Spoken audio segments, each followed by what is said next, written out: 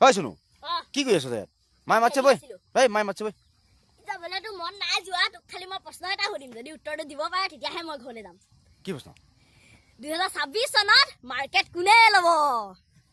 এই মই নাজানো জানো মই কৈ দিম খালি 10 টকা লাগিব দেই দিবি না ঠিক আছে 2026 চনত ল'ব মাৰ্কেট এইটো গুটকা আৰু গোল ফ্লেকে কাৰণটো কেলে কৈছো দে আপোনালোকক 2025 চনত আছিলে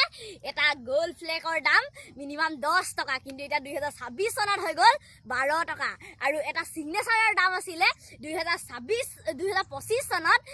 15 টকা কিন্তু 2026 চনত হৈ গ'ল 17 টকা তো এতিয়াতো হেৰি ধপাতেই ল'ব আৰু এতিয়া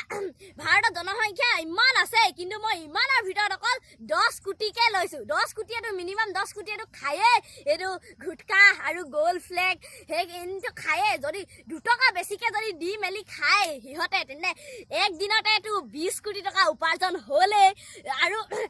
এই খুৱাইতো এজন খোৱা মানুহেতো এক দিনতো অকল এটাই নেখায় গোল ফ্লেক বা গুটকা হিটো 5 ছটাটো খায়ে দিব আকৌ এই গুটকা সুটকা খোৱাটোতো এটা দুটাটো নেখায় ন 5 ছটা খায়ে দিব সেইখিনি পইচাটো হিচাপ কৰাই নাই সেইখিনি জলে যায় মই ইমান ভালকে নেজানো কিন্তু ইমানখিনিতো উপাৰ্জন হৈয়ে যাব যদি ধপাটোতে যদি ইমানখিনি হেৰি উপাৰ্জন